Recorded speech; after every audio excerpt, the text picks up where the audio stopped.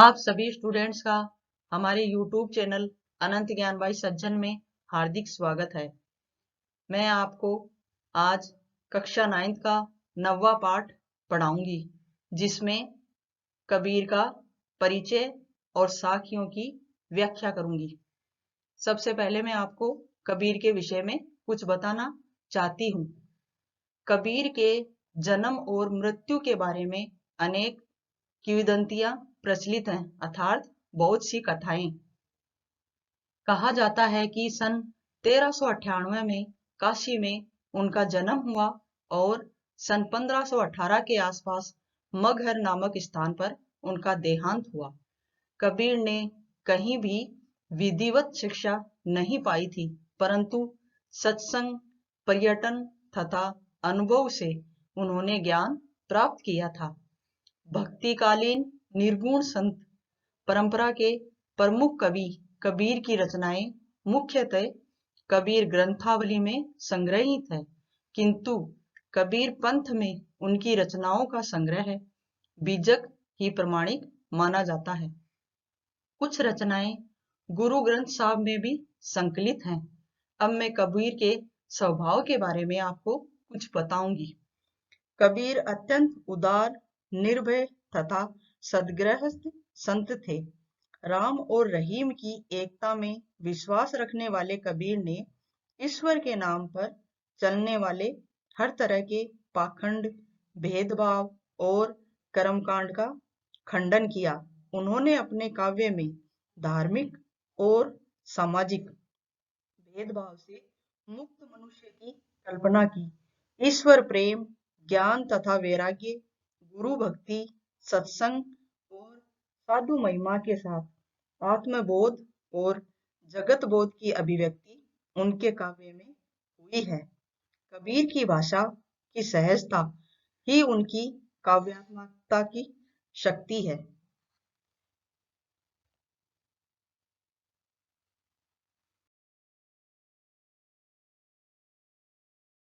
अब मैं यहाँ आपको साखियों की शब्दों के साथ पूर्ण व्याख्या करूंगी। पहली साखी है, मानसरोवर सुभर जल, हंसा केली कराही, मुक्ता फल मुक्ता चुगे, अब उड़ी अनंत न जाही। अर्थात इसका शाब्दिक अर्थ है, कबीरदास कहते हैं कि मानसरोवर स्वच्छ जल से लबालब भरा है, उसमें हंस क्रीड़ा कर रहे हैं। वे वहां मोतियों को चुगते हैं और उस आनंददायी स्थान को छोड़कर कहीं अन्यत्र नहीं जाते हैं।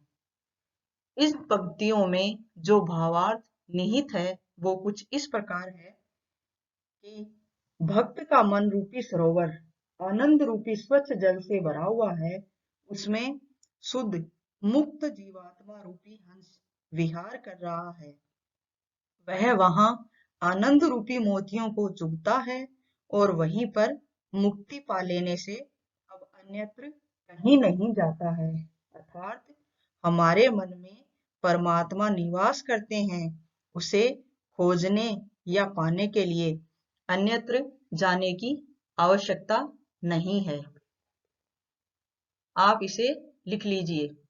प्रेमी ढूंढत मैं फिरो, प्रेमी मिले न कोई, प्रेमी को प्रेमी मिले, सब विष अमृत होई।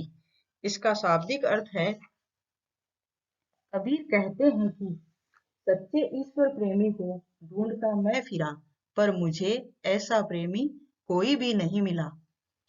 किंतु जब मैं ईश्वर के प्रेमी से मेरा प्रेम मिला, तब मन की विषय वासनाओं का सारा विष अमृत में परिणत हो गया।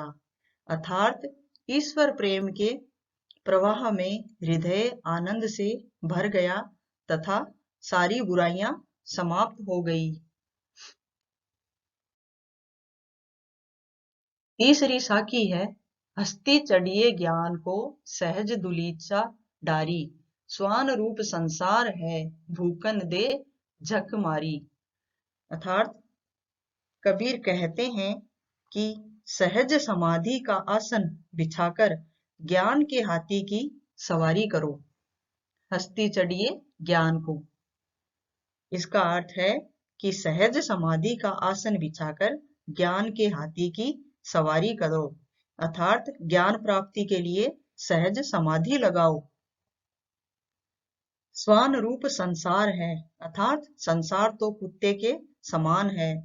यदि तुम्हारी आलोचना करने वाले कुत्तों की तरह भौंकते हैं तो तुम उनकी चिंता मत करो, अर्थात वे अंततः स्वयं चुप हो जाएंगे। इसका आशय है प्रभु साधक को संसार की निंदा किए बिना साधना पथ पर आगे बढ़ता रहना चाहिए। तीसरी साखी है चौथी साखी है, पखा पखी के कारणे सब जग रहा भुलान, निरपक होई के हरि भजे सोई संत सुजान। अर्थात कबीर कहते हैं कि सब लोग समर्थन या विरोध करने में ही लगे हुए हैं। इस तरह पक्ष विपक्ष के चक्कर में पड़कर लोग ईश्वर को भूलने की बड़ी भूल कर रहे हैं। वास्तविक ज्ञानी सज्जन तो वह है जो पक्ष विपक्ष से ऊपर उठकर अर्थात निष्पक्ष होकर ईश्वर का भजन करता है। पांचवी साखी है, हिंदू मुआ राम कही मुसलमान खुदाई, कहे कबीर सो जीवता जे दुही के निकटी न जाई।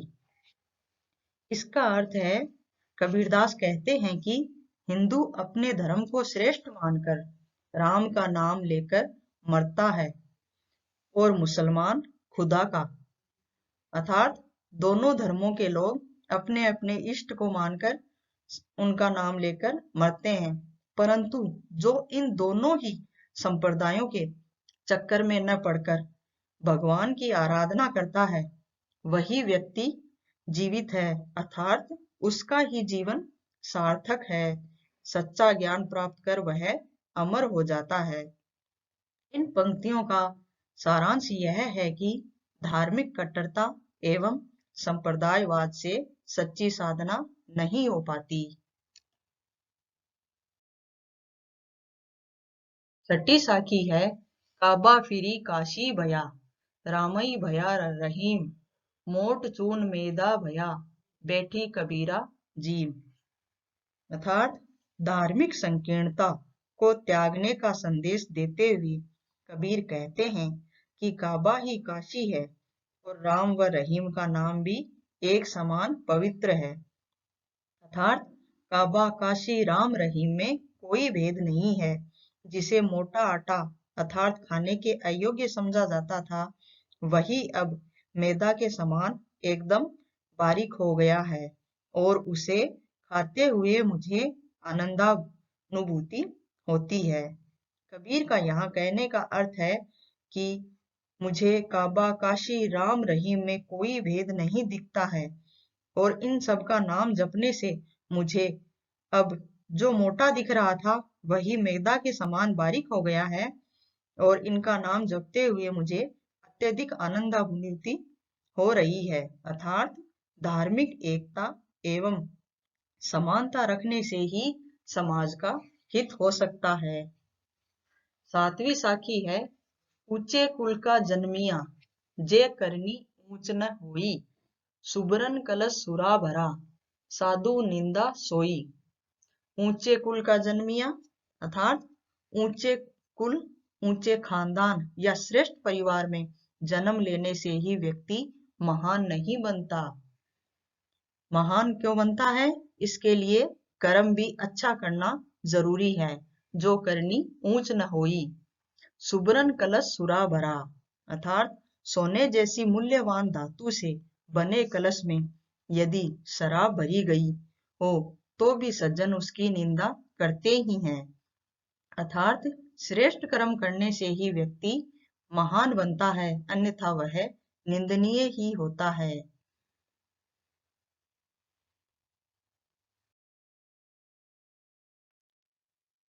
इस काव्य खंड में कबीर का दूसरा भाग है शबद, जिसके पद इस प्रकार हैं। मोको कहाँ ढूंढे बंदे, मैं तो तेरे पास में, ना में देवल ना में मस्जिद ना काबे कैलाश में, ना तो कोने क्रिया कर्म में नहीं योग वैराग में, खोजी होए तो तुरते मिलियो पल भर की तलाश में। कहे कबीर सुनो भाई साधो सब श्वासों की श्वास में। इसका भावार्थ है, कबीर जी कहते हैं कि ईश्वर मनुष्य को लक्ष्य कहकर कहता है कि हे मनुष्य, तुम मुझे अपने से बाहर कहाँ ढूंढने का प्रयास कर रहे हो? मैं तो तुम्हारे पास ही में हूँ। ना मैं देवल, ना मैं मस्जिद, ना काबे कैलाश में। अर्थात मैं ना तो किसी देवालय में रहता हूँ और ना ही किसी मस्जिद में और ना ही किसी काबा और कैलाश पर्वत पर रहता हूँ। ना तो कोने क्रियाक्रम में, ना ही योग वैराग में। अर्थात मैं किसी प्रकार की क्रियाओं और नाना प्रकार के कर्म कांडों से या योग साधना तथा वैराग्य धारण करने से भी नहीं पाया जा सकता। खोजी होए तो तुरते मिलियो पल भर की तलाश में। यदि तुम सचमुच ही मुझे खोजना चाहते हो तो मैं पल भर की तलाश में ही मिल सकता हूँ। कहे कबीर सुनो भई साधो सब श्वासों की श्वास में। कबीर जी आगे कहते हैं कि हे संतो, मैं तो हर प्राणी की श्वास में बसा हुआ हूँ। अर्थात प्रत्येक प्राणी की सांस में मेरा निवास है। इसलिए ईश्वर को आप बाहर नहीं अपितु अपने अंदर खोजने की आवश्यकता है।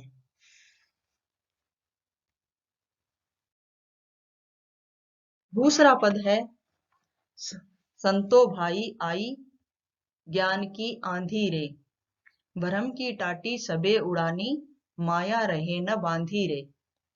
हिती चित की दवे थुनी, गिरानी मोह बलिंडा टूटा। तृष्णा छानी परी घर ऊपरी, कुबुद्धि का भांडा फूटा।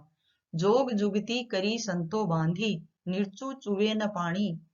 कूड़ कपट काया का निक्षे, हरि की गति जब जानी। आदि पीछे जो जल बूटा, प्रेम हरि जन भीना।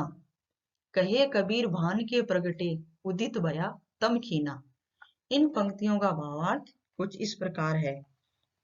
कबीर जी कहते हैं, ज्ञान का महत्व बताते हुए वे कह रहे हैं कि हे भाई, संतो भाई आई ज्ञान की आंधी रे, कि हे भाई साधवो, ज्ञान की आंधी आ गई है।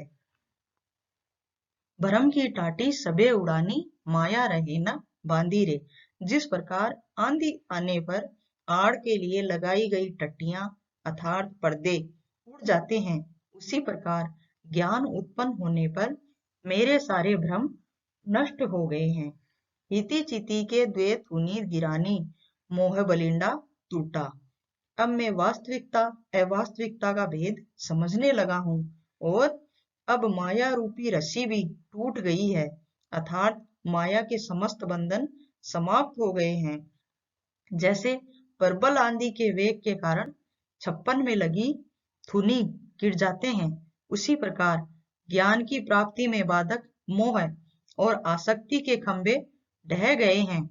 इतना ही नहीं, तृष्णा छानी परी घर ऊपरी, कुबुद्धि का भांडा फूटा। तृष्णा रूपी छप्पर को संभाले हुए मोह रूपी शैतीर के टूटते ही शारीरिक अहंकार रूपी छप्पर भी गिर पड़ा। अर्थात मोह और तृष्णा ही नहीं रही, अब इच्छा भी कैसी। जोग जुगती करी संतो बांधी, निर्चु चुवे न पानी।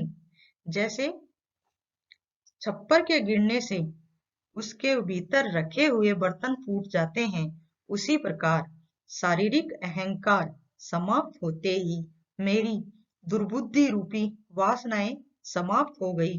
अर्थात जब तृष्णा ही नहीं रही तब इच्छा कैसी।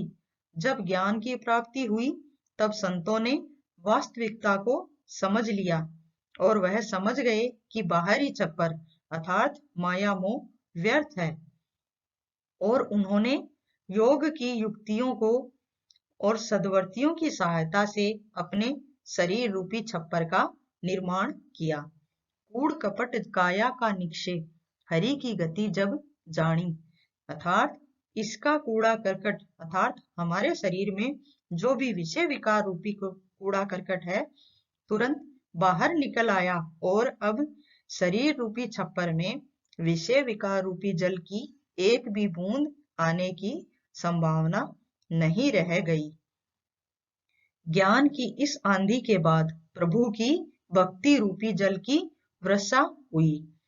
आंधी पीछे जो जल बूठा, प्रेम हरि जन बीना, उससे समस्त भक्तजन भीग गए, अर्थात वे भक्ति से सरोबार हो गए। कहे कबीर भान के प्रगटे, उदती भया तम खीना।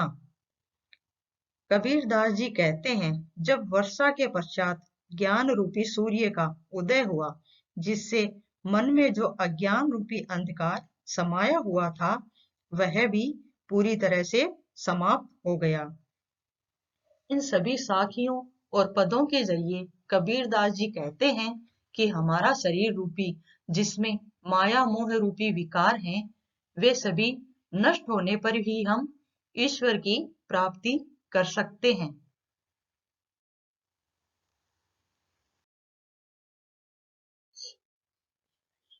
Please like, share this video and subscribe to my channel and press the bell icon button. यदि आपको हमारे और भी वीडियो देखने हैं तो नीचे हमारा लिंक दिया हुआ है, जिसमें मैंने आपको पहले हमारे डिस्क्रिप्शन में लिंक दिया हुआ है, जिसमें मैंने पहले व्याकरण पढ़ाई है, जिसके बारे में आपको जानकारी मिलती रहेगी।